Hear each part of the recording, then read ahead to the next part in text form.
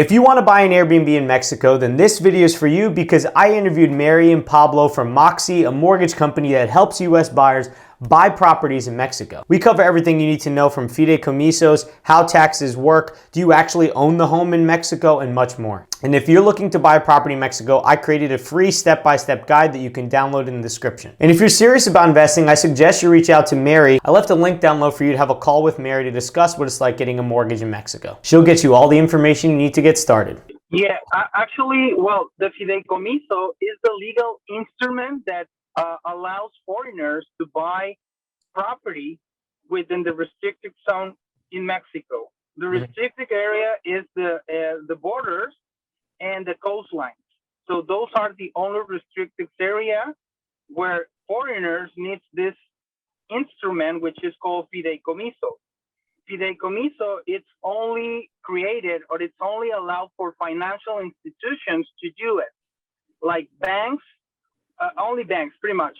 So the bank is the one who owns the property, but the trustee owns the rights for the property.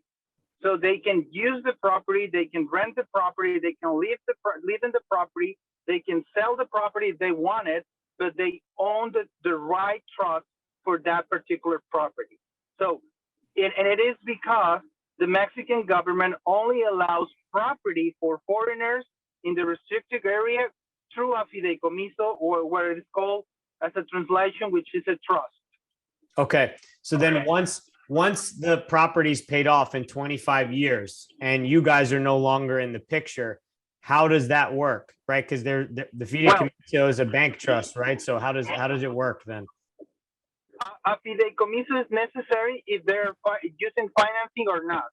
If they're paying cash, they still need to have a fideicomiso. But if they are using our financing, the legal instrument is called also a fideicomiso, but we are adding the guarantee. So it is called a guarantee trust or fideicomiso de garantía. So and this is just to secure the guarantee for us as a lender. When the borrower or the client pay off the mortgage, will be removed from that guarantee trust, and it will continue as a regular fideicomiso for the buyer. Okay, so it starts off as a fideicomiso de garantía at the beginning because you guys are backing up the loan, right? Or you guys are the ones giving the loan for the property. But then afterwards, after it's paid off, then it becomes a regular fideicomiso, regardless of whether or not you refinance or until you refinance or whatever. So until you refinance or you just paid off and then you don't want any more financing, then it's all a fideicomiso, a normal fideicomiso in the restricted area for a buyer who owns a property in Mexico. Okay. Is the fideicomiso a charge that varies every year? Like, is it like an HOA fee or property taxes that can go up over time, or is it static? Like when you buy the house, it stays the same. Depends. Yeah, good question. Depends on the bank or the financial institution. Normally, there is a fee, a flat fee. Like for example, our fideicomiso starts at $406, but it could go up.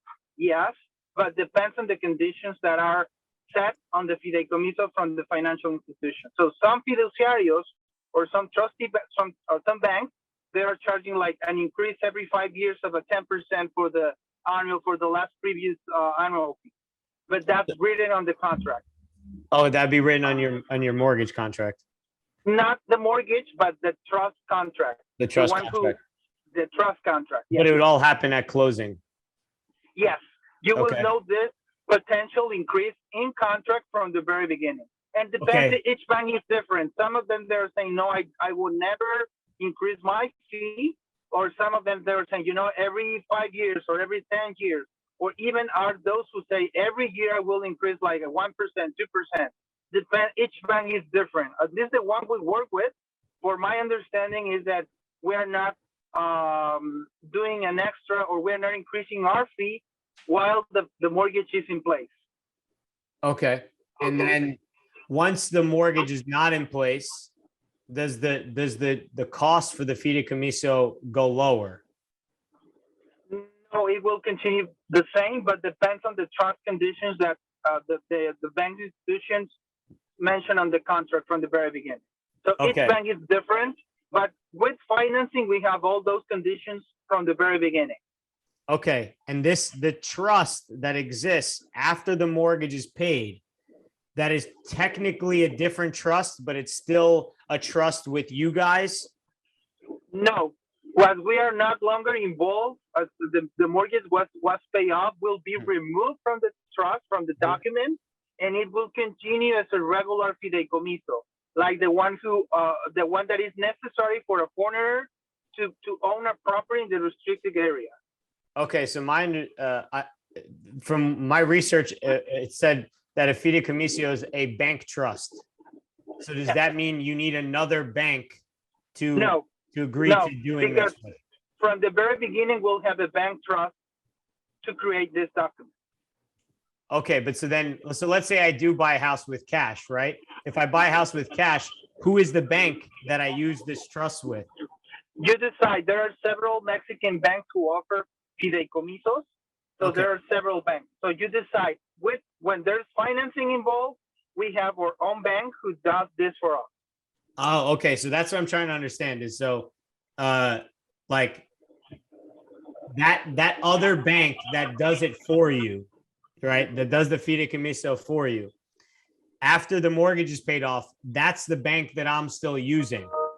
Yes, correct. Okay. All right. But it's not a Moxi company. It's just a partnership you guys have with them to get the fideicomisos done. Yes. Okay. And I could choose to work with other ones if I wanted to. If you wanted to, but it's not recommendable. I mean, because you need to extend it or you need to cancel it and you need to create another one and there are fees involved. So depends. It's up to you. Okay. But you can do it.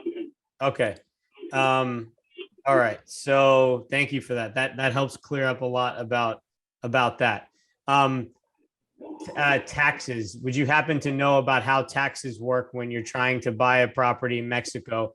Income tax you have to pay, or is there a specific class of tax for real estate investors?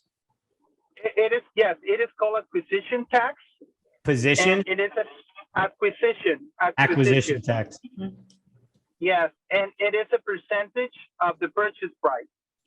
And each area is different. For example, here in Los Cabos, it is 2% of the purchase price. That's the acquisition tax. So that's what you pay as a tax to purchase a property in Los Cabos.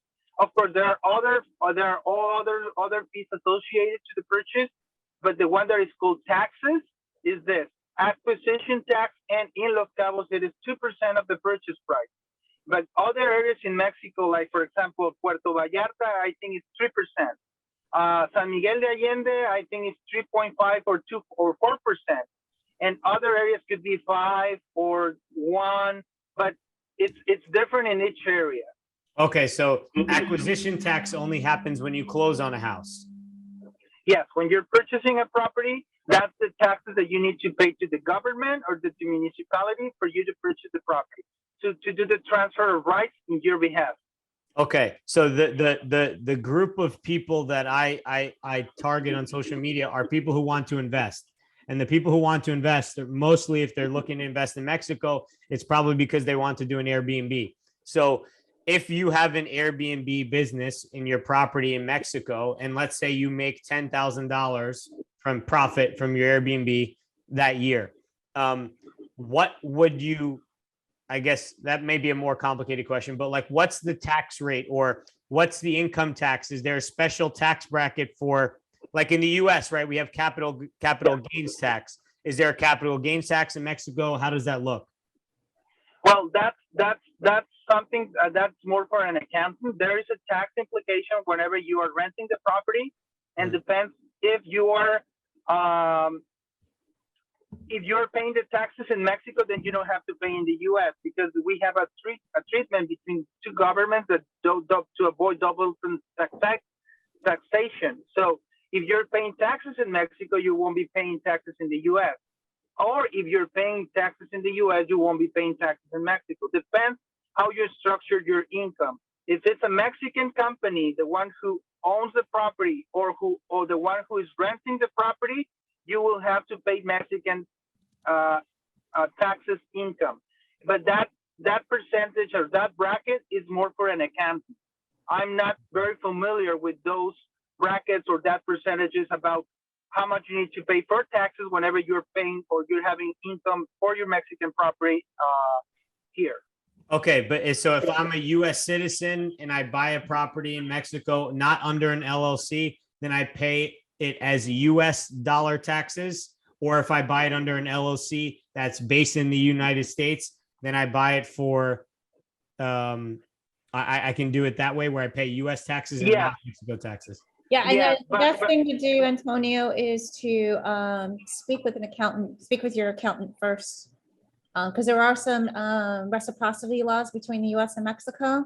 Okay. And your accountant would be the one to be best advise you on that. Do you guys have a Mexican accountant that you know of that I could speak to on this? Yeah, I'm in an association here in Los Cabos that is called IMAF. It's the it's the Mexican Association for Specialists in Finance or this kind of situation. So I can actually refer you to a very good one who speaks English very well and who can explain you how to expect or how to explain this to a potential investor from the U.S. What are the benefits of making that income here in Mexico or in the U.S.? Okay. All right. Thank you. Yeah. If you could send me that, because I want to make sure I clarify this point, because that was a comment from multiple people. The Instagram video had 190 comments, and at least 3 or 4 of them were about taxes. Probably. Yeah. Yeah. Now, taxes depends on where do you want to file your income. That's where you need what the type of taxes you need to pay. If you're filed your income in Mexico, of course you need to pay taxes in Mexico. But there are several structures which will be more easy to explain by an accountant. Okay. Yeah, totally. Thank you. So then besides acquisition tax, when you buy the property, are there any other like major closing costs other than like, you know, mortgage origination fees like you typically have in the US? Yeah, actually closing a real estate transaction in Mexico, even without financing, is very expensive. I would say in Los Cabos, on a cash deal transaction, closing costs are somewhere around 6% of the purchase price. Wow. I've had it worse sometimes, but 6% is high for sure. Yeah, it is high. The closing process in Mexico is slightly different than that of the U.S. There's a few more legal steps that have to take place in Mexico than what we do in the U.S. Lawyers are definitely involved. Power of attorney, at least through Moxi, requires a power of attorney, so there's a fee for that. There's a couple extra steps, but the advantage to purchasing here versus purchasing in the U.S., if you're looking at investment property, is that property taxes are substantially lower than they are in the U.S. And if you're a Mexican citizen trying to go get a mortgage loan, you're looking at, with excellent credit and great income, a minimum of 15 to 19% interest on the mortgage loan. Holy crap. Wait, so that was one of the questions I had for you guys. What are your interest rates right now at a high level? You know, give me a range. Between low 7s and low 9s. So because you're originating loans in the US, you can give 7 to 9 because it's based off of the US Fed versus Mexico Fed. Is that why? Our loans are funded in the U.S. through our investors in the U.S. So, Okay. you know, of course, our investors are, you know, they've got to add a couple extra points to make money as well. Yeah. But between low 7s and low 9s, and if you think about where the rates are in the U.S. right now, that gap has closed substantially over the last 6 weeks. So yeah. But one of the important things here is that the collateral for the mortgage or the guarantee for the mortgage is the same property you're buying in Mexico.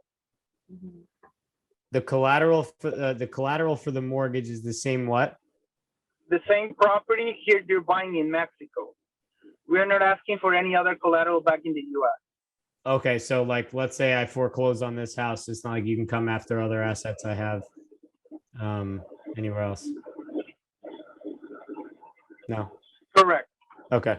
Can I just want to say something real quick. Now, every conversation I have with people coming into our social media or our website, or even the realtor leads that I work with here in Cabo, I suggest very strongly to them to contact us prior to going to whatever area in Mexico they're going to visit, and getting that pre-qualification and conditional pre-approval, because the market here in Mexico, believe it or not, is just as hot and moving just as fast. Right now, I think it's moving faster than the US. So coming down here, finding something, putting an offer and contingent on financing, you'll lose it. That's just a reality. I've seen it happen way too many times here. By contingent on financing, you mean without a pre-approval letter submitted? Right, yeah, well, I found it, I love it, but I want to see if I can get financing. Yeah. And then I always recommend to people in all Yeah. my videos, get pre-approved before you even start looking, because it doesn't make sense otherwise. Antonio, you'd be shocked at how many people I talk to still come down and get themselves in that situation. And I Well, just, it's even worse, because if you're going to fly out there, right, and pay all that money for Airbnb or hotel or whatever, right, it's a lot of money to spend to just waste it all. Okay. Pablo, I asked Mary this about the cartel, and I wanted to ask you this because I just wanted a different perspective. My Uber driver or taxi driver in Cancun, I asked him, because that was also a few comments was, yeah, then the cartel is just going to come and take your house. Do you have any experience or have heard of anything like that? Or do you think it's a fair fear that people might have that in Mexico, the cartel can come do something to take control of their house, or, you know, use their house in a way that they don't want to be used? Or that a drug cartel? Yeah, the drug cartel. Yeah. Well, you know, that's a very sensitive topic in Mexico. And there are certain areas that are very unsecure, and we have security issues or violence issues in some areas in Mexico. In my experience, my personal experience, I have been in Cancun. I've been living in Los Cabos for 17 years now, and I have never seen anything like a drug cartel will come to a touristic place and take your house to do something else. I haven't seen that in Los Cabos, Puerto Vallarta, or Cancun. There are other areas in Mexico that I haven't heard that as well, but there are some other areas in Mexico that are more complicated than others. And then, of course, there are areas that are more unsecure, but for what I've seen in areas where there's very touristic places like Los Cabos, Puerto Vallarta, San Miguel de Allende, Cancun, Riviera Maya, it's not, I haven't seen that at all. So the more tourists, the more secure it is, I'm assuming. Yes, yes. So basically a way for someone to hedge that fear about investing in an area with the cartel would be to invest in a more touristy area. The more touristy the area, the less likely you're going to have a problem because there's a higher police presence or anything like that. Yeah, well, there is police presence everywhere in Mexico, but the conditions are different. I would say that if I'm an investor and I'm a foreign investor, I would look for those communities where there are other foreign investors. So, and in Mexico in general, foreign investors are in touristic places. Of course, and depends the kind of investment you want to do. If it's a commercial investment, there are some areas in Mexico that are very profitable, like the center of Mexico, the Bajío area, the north of Mexico, Monterrey, Tijuana, but those are more for commercial purposes or for industry purposes. But if you're looking for an investor or your investors are more focused like in residential areas or touristic places, I would say looking for those markets where foreign investors are buying, and those are the beachfront areas or the beachfront places like Los Cabos, Puerto Vallarta, some areas in Tijuana, Puerto Peñasco, Cancun, Riviera Maya. Those are the touristic places. And there are some specific communities in the center of Mexico, like San Miguel de Allende, where there's no beach, but there's a community of almost 20,000 foreigners living full time in San Miguel de Allende. Or another place like Ajijic, which is in Guadalajara, in Jalisco, which is not beachfront, and there are almost 15,000 Americans living full time in there. So if your investors are looking for this kind of investments like residential, look for those markets where there are foreigners living in it. Okay. All right. Look for areas where there's foreigners investing in touristy areas. And Got I it. would tell you it's becoming areas in Mexico are becoming more and more, I guess, flooded with foreigners. It's amazing how many Americans and Canadians are coming here and purchasing. They want the hell out of Dodge. Like everybody wants out. Yeah. So Yeah, I don't blame for them. example, right now there is an area in Oaxaca. In Oaxaca, I think it's Ixtapas y Guatanejo, which is I have talked to like 3 or 4 developers over there who are saying, I've been having conversations with a lot of investors coming from the U.S. and they want to invest here. So that there are other areas that are emerging besides like the normal ones like Los Cabos, Vallarta, or Cancun. So there are other areas in Mexico, but I will say that it's recommendable to do some research about the area where you're planning on going and to see if there is any other communities or foreign communities are living there and they have invested there. Do you know where I could find that information about foreign investment? Just like Google, I'm assuming. Yeah, I'll say, well, I had that information, but it was last year. I don't have the last one. So let me see if I can get you some information, but I would say, yeah, let's Google that first to make sure which communities or which areas are more recommendable for foreigners in Mexico, something like that.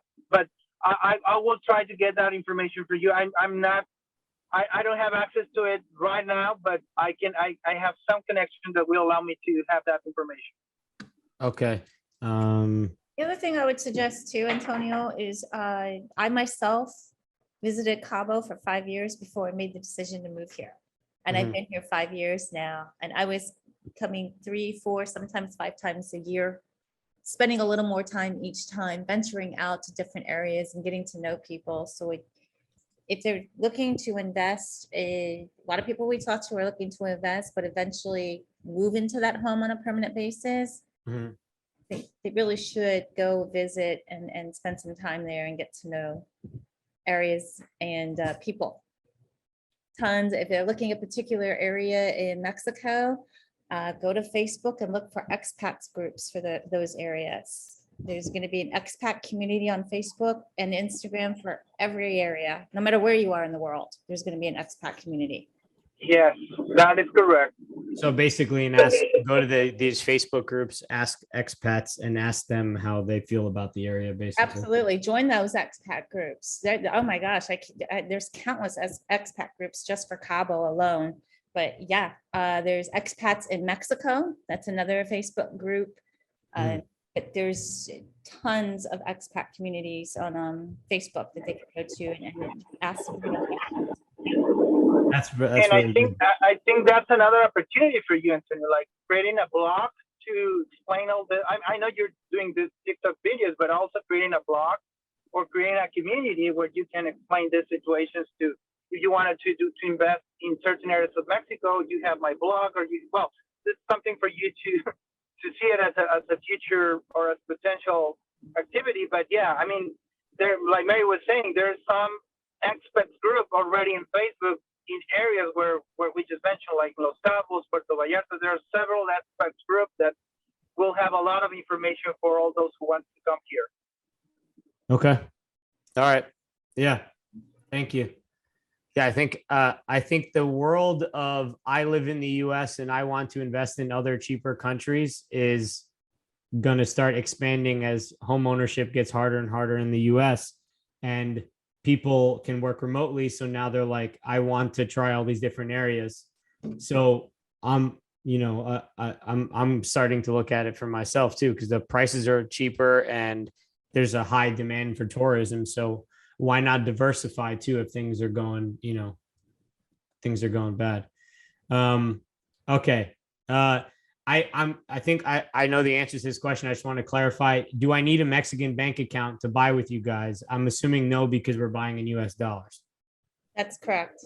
Okay. Correct. No. I also just sent to you an expat group it's called On the Road in Mexico. It has over 60,000 expats.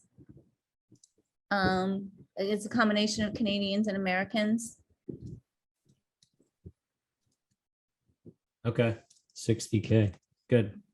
All right. So answer, does the Mexican government own it? The liens. Okay. Someone mentioned in one of the comments, they said, they said that the Mexican laws protect tenants more than they protect the owner. And especially if you don't live there. Have you heard of this kind of stuff? I know I could speak to a lawyer, but just from your experience, have you heard about laws or bad scenarios that people have had with tenants because the laws in Mexico were very lenient towards the tenant? I am a tenant, and I don't have fortunately, I haven't had any reason to seek any legal recourse for anything. So I think that question needs to be drilled down some. What particularly are they asking? Yeah, and it's always recommendable to have a lease contract, and a very well written lease contract with your tenants. So yeah, but no, I'm not familiar with that particular law. If it's through Airbnb, do you need to do anything specific to like in Mexico to rent it out in Mexico? Like, for example, if I wanted to do Airbnb in Italy, I need to notify the police of the person's contact information every time someone comes. No, I don't know the whole criteria for listing a property as an Airbnb here, but it's not that complicated. You need to have your cédula fiscal or your tax ID in Mexico. And then that's all you need to list it. You need a tax ID in Mexico. Yeah. They could go to Airbnb Mexico, and I'm sure Airbnb has the requirements. They have the guidelines. Yeah, requirements, but it is not that complicated. And of course, there is some the law that will apply for all those tenants. It will be there. But yeah, that question will be for a lawyer who will be familiar with that particular law. Okay. In terms of areas, I know, Mary, you mentioned that there's certain areas where they don't have title insurance, right? So that you have to put more 50% down and minimum $300,000 loan. Are there any areas that you guys just straight up don't lend to? There are. And it's just, it's hard to say what all of those are until we. Is it better to say what areas you guys do lend to? I think it's easier, for us to say where we do lend rather than where we don't. I mean, I know right here in Los Cabos, we have it's right in the area I'm in, we have some developments of which we can't lend because we can't get title insurance. There's some areas up on the East Cape where we can't lend either because we can't get title insurance. We can't even seek a legal opinion. But I think it would be easier to say where we can rather than where we can't. Okay. All right. So is it like a list on your, I saw you guys have a map at the bottom of your website on one of the pages. I would say we can lend anywhere as long as we have a positive, as long as they have access to title insurance. And if there is no title insurance, a positive title opinion. That's what is required. Title insurance or a positive legal opinion? Correct. Okay. Yes. Yeah, that's what it's required because it could be an area where there's no title insurance, but the title opinion is positive, so we will do the loan there. Or there could be an area where there is title insurance, but the legal opinion is not positive, then we won't lend in that particular unit. So depends on the legal opinion and if it's available. There is available title insurance over there, so we can lend anywhere, but those conditions needs to be met. Okay.